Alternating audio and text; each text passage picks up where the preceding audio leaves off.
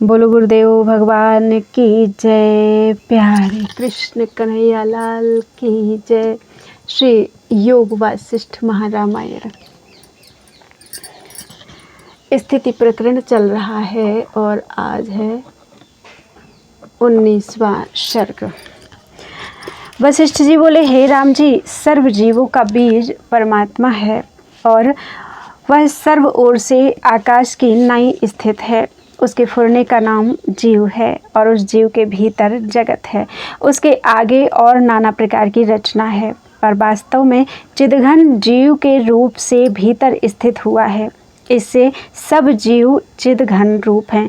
जैसे केले के थंभ में पत्र होते हैं, तैसे ही आत्मसत्ता के भीतर जीव स्थित है। जैसे शरीर के भीतर कीट होते हैं, तैसे ही आत्मा के भीतर जीव राशि है। और जैसे प्रश्वेद से जूं और लीख आदि जीव उपजते हैं और दूसरे पदार्थ में कीट उपज आते हैं, तैसे ही आत्मा में चित्त कला के फुरने से जीव के समूह फुराते हैं। फिर जीव जैसी जैसी सिद्धि के निमित्त यत्न उपासना करते हैं, तैसी तैसी गति पाते हैं। जो देवता की उपासना करते हैं वह देवता को प्राप्त होते हैं और यज्ञ के उपासक यज्ञ को प्राप्त होते हैं। इसी प्रकार जिसकी जो उपासना करते हैं उसी को वे प्राप्त होते हैं। ब्रह्म के उपासक ब्रह्म को ही प्राप्त होते हैं।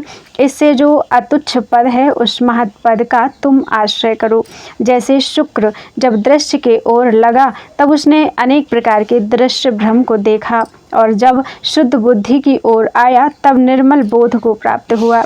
तैसे ही जिसकी कोई उपासना करता है उसी को वह प्राप्त होता है और अन्य को नहीं प्राप्त होता। राम जी ने पूछा, हे भगवान, जागृत और स्वप्न का भेद कहिए कि जागृत क्या है और स्वप्न क्या है।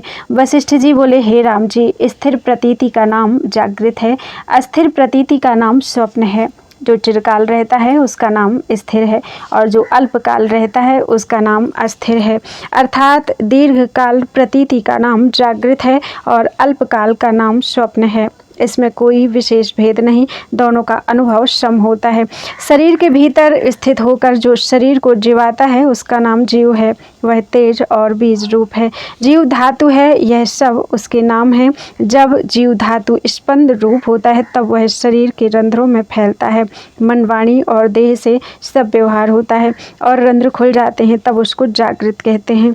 जब चित्रकला जागृत व्यवहार में स्पष्ट रूप होती है और भीतर होकर फुरती है, तब उसके भीतर जगत भ्रम भासने लगता है, वह स्वप्न कहता है। अब सुषुप्ति का क्रम सुनो। मन, वाणी और शरीर से जहाँ कोई क्षोभ नहीं और स्वच्छ वृत्ति जीव धातु भीतर स्थित है। हृदय कोश में प्राणवायु से क्षोभ नहीं होता और नाड़ी रस से पूर्ण होती है। उस मार्ग से प्राण आने जाने से रहित होते हैं और क्षोभ से रहित समवायु चलता है, उसका नाम सुषुप्ति है। जैसे वायु से रहित एकांत ग्रह में दीपक उज्ज्वल प्रकाशता है, तैसे ही वहाँ संबित सत्ता अपने आप का अनुभव लेती है। जैसे तिलों में तेल स्थित होता है, तैसे ही जीव संबित कलना से जो कल्पता है सो उस काल में अपने आप में स्थित होता है। जैसे बर्फ में शीतलता और घृत में चिकनाई होती है, तैसे ही वहाँ संबित सत्ता स्थित होती है, उसका नाम सुषुप्ति अवस्था है। जड़ रूप उस सुषुप्ति अवस्था से जागकर दृश्य भाव को न प्राप्त हो और निर्विकल्प प्रकाश में स्थित हो, सो ज्ञान रूप तुरीय है। तब यह व्यवहार करे तो भी जीवन मुक्त है। वह जागृत, स्वप्न और सुषुप्ति में धनवान नहीं होता। हे राम जी, आत्मसत्ता से फुरना होकर स्वरूप विस्मरण हो जाता है और फुरना दृढ़ होकर स्थित होता है, इसी का नाम जागृत है। स्वरूप से प्रमाद दोष करके फुरे और जो जगत भासे उसको सतरूप जाने और यह प्रतीत थोड़े काल रहकर फिर निवृत्त हो जावे, इसका नाम स्वप्न है। दृश्य के फुरने का अभाव हो जावे और अज्ञान वृत्ति जड़ता रूप रहे, उसका नाम सुषुप्ति है। अनुभव में ज्ञान स्थित रहे और जागृत, स्वप्न, सुषुप्ति का व्यवहार हो, पर निश्चय में इसका सद्भाव रंचक भी ना हो।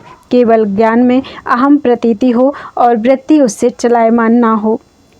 उसका नाम तुरीय पद है। उसमें स्थित हुआ जीवन मुक्त होता है। जागृत, स्वप्न और सुषुप्ति अवस्थाओं में जीव स्थित होते हैं। जब नाड़ी अन्न के रस से पूर्ण हो जाती है और प्राणवायु हृदय नामनी नाड़ी में नहीं आता, तब चित्त संबित अक्षोभ रूप सुषुप्ति होता है।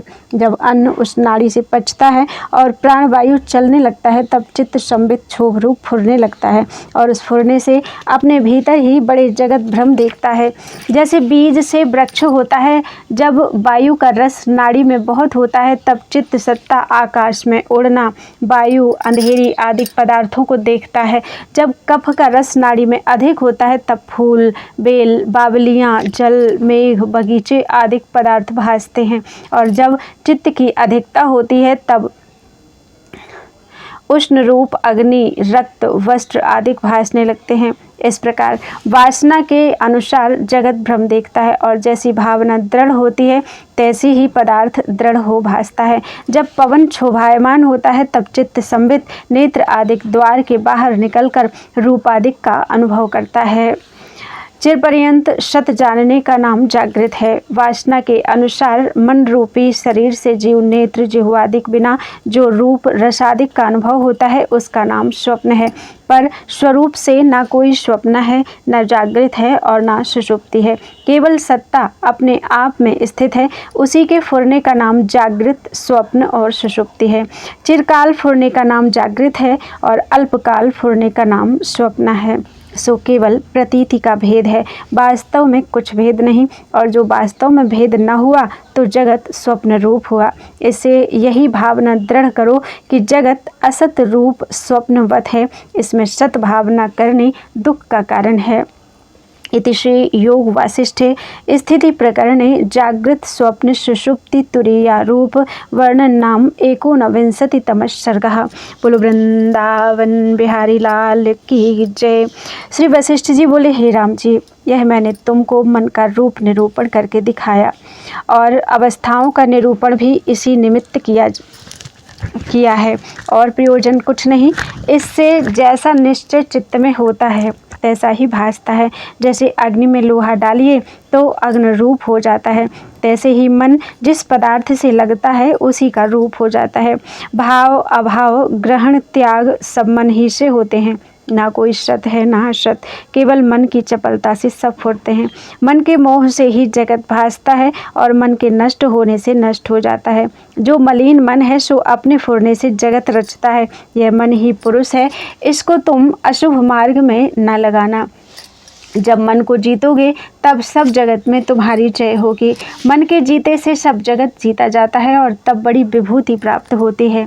जो शरीर का नाम पुरुष होता तो शुक्र का शरीर पड़ा था, वह दूसरा शरीर न रचता, पर उसका शरीर तो वहाँ पड़ा रहा और मन अन्य शरीर को रचता फिरा। इससे शरीर का नाम पुरुष नहीं, मन ही का नाम पुरुष है। शरीर चित्त का किया होता है, शरीर का किया चित्त नहीं होता। जिस ओर चित्त जो लगता है उसी पदार्थ की प्राप्ति होती है, इसमें संशय नहीं। इससे यह अति तुच्छ पद है। आत्मसत्ता का चित्त में सदा अभ्यास करो और भ्रम को त्याग दो। जब मन दृश्य की ओर संसरता है तब अनेक जन्म के दुखों को प्राप्त होता है और जब आत्मा की ओर इसका प्रवाह होता है तब परम पद को प्राप्त होता है। इससे दृश्य भ्रम को त्याग के आत्म पद में स्थित करो। इति श्री योग वासिष्ठे स्थिति प्रकरणे भार्गव उपाख्यान समाप्ति वर्णन नाम 20तमः सर्गः। बोलो वृंदावन बिहारी लाल की जय। राम जी ने पूछा, हे भगवान, सर्वधर्मों के वेत्ता, जैसे समुद्र में तरंग उपज के फैल जाता है, तैसे ही मेरे हृदय में एक बड़ा संशय उत्पन्न होकर फैल गया है कि देश, काल और वस्तु के परिच्छेद से रहित नित्य, निर्मल, विस्तृत और निरामय आत्मसत्ता में मलिन संबित मन नामक कहाँ से आया और कैसे स्थित हुआ, जिससे भिन्न कुछ वस्तु नहीं है और ना आगे होगी, उसमें कलंकता कहाँ से आई। वशिष्ठ जी बोले, हे राम जी, तुमने भला प्रश्न किया। अब तुम्हारी बुद्धि मोक्ष भागी हुई है। जैसे नंदन वन के कल्प वृक्ष में कल्प मंजरी लगती है, तैसे ही तुम्हारी बुद्धि पूर्व अपर के विचार से जागी है। अब तुम उस पद को प्राप्त होगे जिस पद को शुक्र आदि प्राप्त हुए हैं। तुम्हारे इस प्रश्न का उत्तर मैं सिद्धांत काल में दूंगा और उस काल में तुमको आत्मपद हस्त आमलकवत भासेगा। हे राम जी, सिद्धांत का प्रश्नोत्तर सिद्धांत काल में शोभता है और जिज्ञासु का प्रश्नोत्तर जिज्ञासु काल में शोभता है। जैसे वर्षा काल में मोर की वाणी शोभती है और शरद काल में हंस की वाणी शोभती है, और जैसे वर्षा काल के नष्ट हुए स्वाभाविक ही आकाश की नीलता भासती है और वर्षा काल में मेघ की घटा शोभती है, तैसे ही प्रश्नोत्तर भी हैं। जैसा समय हो तैसा ही शोभता है। हे राम जी, मैं तुमको मन का स्वरूप अनेक प्रकार के दृष्टांतों और युक्तियों से कहूँगा और जिस प्रकार यह निवृत्त होता है वह भी कम से बहुत प्रकार कहूँगा। मन की शांति के उपाय जो वेदों के निर्णय किए हैं और शास्त्रकारों ने कहे हैं, उनके लक्षण तुम सुनो। चंचल मन जैसा जैसा भाव अंगीकार करता है तैसा ही तैसा रूप होकर भासने लगता है।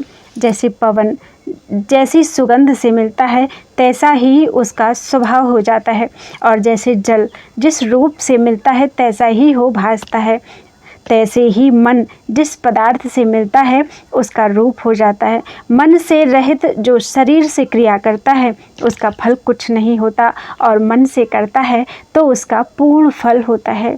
जिस ओर मन जाता है उसी ओर शरीर भी लग जाता है। बुद्धि इंद्रिय जो मन रूप हैं वे यदि क्षोभ को प्राप्त हों और देह इंद्रिय स्थिर हों तो भी कार्य होता है, पर यदि मन क्षोभित ना हो और कर्मेंद्रिय क्षोभित हों तो कार्य नहीं होता। जैसे धूल शोभायमान हो तो पवन बिना आकाश को नहीं उड़ सकती, और पवन शोभायमान हो तो चाहे जैसी धूल स्थित हो उसको उड़ा ले जाती है। तैसे ही देह पड़ा रहता है। मन अपने फुरने से स्वप्न में अनेक अवस्था को प्रकट होता है, प्राप्त होता है, और जागृत में भी जिस ओर मन फुरता है देह को भी वहीं ले जाता है। इससे सब कार्यों का बीज मन ही है और मन ही से सब कार्य होते हैं। मन और कर्म परस्पर अभिन्न रूप हैं। जैसे फूल और सुगंध अभिन्न रूप हैं, तैसे ही मन और कर्म हैं। जिस कर्म का अभ्यास मन में दृढ़ होता है उसी की शाखा फैलती है, उसी फल को प्राप्त होता है और उसी स्वाद का अनुभव करता है। जिस जिस भाव को चित्त ग्रहण करता है उसी भाव को प्राप्त होता है और उसी को कल्पना रूप मानता है। धर्म अर्थ काम मोक्ष ये 4 पदार्थ हैं, उनमें जिसकी दृढ़ भावना मन करता है उसी को सिद्ध करता है। कपिल देव ने सब शास्त्र अपने मन की सत्ता से ही बनाए हैं। उसने निर्णय किया है कि प्रकृति अर्थात माया के 2 स्वभाव हैं, एक अनुलोम परिणाम और दूसरा प्रतिलोम परिणाम।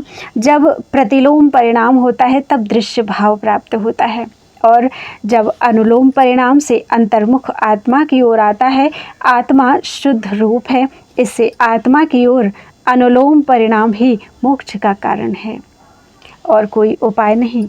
वेदांतवादियों ने यह निश्चय किया है कि यह सर्व ब्रह्म ही है। शम दम आदिक से जब मन संपन्न होता है तब यह निश्चय होता है कि सर्व ब्रह्म है। उनके चित्त में यही निश्चय है, ब्रह्म ज्ञान के सिवाय और किसी यत्न से मोक्ष नहीं होता। विज्ञानवादी कहते हैं कि जब तक बुद्धि फुरती है तब तक संसार है, और जब यह अपने स्वभाव में फुरती है तब उस काल में स्वरूप में स्थिति होती है। जब वह काल आवेगा तब मोक्ष की प्राप्ति होगी।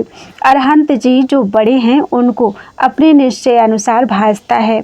मीमांसा, पातंजल, वैशेषिक और न्यायादिक शास्त्रकार अपनी अपनी बुद्धि से जैसा जैसा निश्चय धरते हैं तैसा ही तैसा उनको भासता है। स्वरूप में ना कोई मत है और ना शास्त्र है। इसका कारण मन है। मन को ही अंगीकार करके सब मत डूबे हैं। ना नींबू कड़ुआ है, ना नीम कड़ुआ है, ना मधु मीठा है, ना अग्नि उष्ण है और ना चंद्रमा शीतल है। जैसा जैसा जिसके मन में निश्चय होता है तैसा ही तैसा उसको भासता है। किसी को नीम प्यारी होती है और मधु कटु लगता है। नीम के कीट को मधु नहीं रुचता तो क्या मधु कटुक हो गया? विरहिणी स्त्री को चंद्रमा अग्निवत भासता है और चकोर अग्नि को भक्षण कर लेता है। निदान जैसी जैसी भावना पदार्थ में होती है तैसा ही तैसा हो भासता है। सब जगत भावना मात्र है। जिस पुरुष को दृश्य में भावना है वह अनेक दुख और भ्रम देखता है, और जिसको सम दम आदिक साधन से अकृत्रिम पद की प्राप्ति होती है और मन तदाकार हुआ है वह शांतिमान होता है। दूसरा उस सुख को नहीं प्राप्त होता है। हे राम जी, यह जगत दृश्य तुम्हारे मन के स्मरण में स्थित हुआ है तो तुच्छ रूप है, इसको मन से त्याग करो। ये सुख दुख आदिक महाभ्रम देने वाले हैं और यह संसार अपवित्र और असत तथा मोह रूप महाभय का कारण है। आभास माया मात्र और अविद्या रूप है, इसकी भावना भय का कारण है। सब जगत के साथ संबित की तन्मयता होती है तब उसका नाम कर्म बुद्धीश्वर कहते हैं। जब दृष्टा को दृश्य से संयोग होता है तब बड़े मोह को प्राप्त होता है। दृश्य से मिलके भ्रम अनात्म में आत्माभिमान करता है और देहादि को अपना आप जानता है। संसार रूप मद से जीव उन्मत्त हो जाता है और स्वरूप की संभाल इसको नहीं रहती। इसी का नाम अविद्या बुद्धीश्वर कहते हैं। जो दृश्य से मिला है उसका कल्याण नहीं होता और जिसके आगे मन का पटल है उसको स्वरूप का भान नहीं होता। जैसे सूर्य के आगे जब मेघ का आवरण आता है तब वह नहीं भासता, तैसे ही मन के आवरण से आत्मा नहीं भासता। इससे मन रूपी आवरण को दूर करो। मन का रूप फुरना है, उसको संकल्प कहते हैं। जो जो संकल्प फुरें उनको त्याग करो। असंकल्प होने से मन नष्ट हो जाएगा। हे राम जी, जब तुम सर्वभाव और सर्व पदार्थों में असंग होगे तब दृष्टा पुरुष प्रसन्न होगा और उससे तुमको निर्विकल्प चिदात्मा की प्राप्ति होगी, जहाँ न जगत की सत्ता है, न सुख है और न दुख है, केवल अद्वैत भाव है। जो अपने आप में प्रवीणता है, जो अपने आप में प्रकाशता है। जब संसार की भावना तुम्हारे हृदय से उठ जाएगी तब तुम निर्मल स्वरूप में स्थित होगे और तब दृश्य भ्रम निवृत्त हो जाएगा। जैसे रस्सी के सम्यक ज्ञान से सर्प भ्रम नष्ट हो जाता है, तैसे ही चिदात्मा के सम्यक ज्ञान से जगत भ्रम नष्ट हो जाएगा। इससे तुम दृश्य भावना को त्याग के चिदात्मा की भावना करो। जैसी भावना होती है तैसी ही भासता है। यदि प्रथम भावना को त्याग के और भावना करता है तो प्रथम का अभाव हो जाता है। जैसे दिन हुए से रात्रि का अभाव हो जाता है तैसे ही आत्म भावना से दृश्य भावना का अभाव हो जाता है। जैसे लोहे को लोहा काटता है तैसे ही भावना को भावना काटती है। इसमें अतुच्छ निरुपाधि और निस्संशय पद का आश्रय करो। जब उसकी भावना दृढ़ होगी तब तुम भ्रम से रहित सिद्ध पद को प्राप्त होगे। हे राम जी, तुम्हारा आत्मस्वरूप है, तुम बुद्धि आदि की कल्पना मत करो। जैसे बालक से कहिए कि शून्य में सिंह है तो वह भयवान होता है, तैसे ही जब शून्य शरीर आदिकों में विचार से बुद्धि नहीं आती और यह मैं हूँ, यह और है इत्यादि जो कल्पना होती है सो ऐसी है जैसे बालक को अपनी परछाई में पैताल कल्पना होती है, जो कि अपनी कल्पना के वश से भाव अभाव शुभ अशुभ क्षण क्षण में प्राप्त होते हैं और कोई सतरूप कोई असत रूप भासते हैं। जैसी जैसी भावना होती है तैसा ही तैसा भासता है। पर स्त्री में जब काम बुद्धि होती है तब स्पर्श से स्त्रीवत आनंददायक होती है और जो उस स्त्री में माता की भावना करता है तो उससे काम बुद्धि जाती रहती है। इससे देखो, जैसी जैसी भावना होती है तैसा ही तैसा हो भासता है। भावना के अनुसार फल होता है और तत्काल उसी आकार को देखता है। ऐसा पदार्थ कोई नहीं जो सत नहीं और ऐसा कोई नहीं जो असत नहीं। जैसा जैसा किसी ने निर्णय किया है तैसा ही तैसा उसको भासता है। इससे उस संसार की भावना को त्याग के स्वरूप में स्थित हो। हे राम जी, मणि में जो प्रतिबिंब पड़ता है उसको मणि दूर नहीं कर सकती, पर तुम तो मणिवत जड़ नहीं हो, तुम चैतन्य रूप आत्मा हो। तुम्हारे में जो दृश्य का प्रतिबिंब पड़ता है तुम उसको त्याग करो। जो संकल्प दृश्य का उठे उसको असत रूप जान के त्याग दो और प्रकृत व्यवहार जो प्राप्त हो उनको करो और मणि की नाई भीतर से रंजित से रहित हो रहो। जैसे मणि में प्रतिबिंब बहिर्दृष्टि आता है और भीतर रंग नहीं चढ़ता, तैसे ही बहिर्दृष्टि व्यवहार तुम्हारे में भासे पर हृदय में राग द्वेष स्पर्श ना करे। इति श्री योग वासिष्ठे स्थिति प्रकरणे विज्ञानवादो नाम 1विंशतितमः सर्गः। बोलो वृंदावन बिहारी लाल की जय। त्वदीयं वस्तु गोविंदम तुभ्यमेव समर्पये, तेन त्वदङ्घ्रि कमले रतिं मे यच्छ शाश्वतीम्।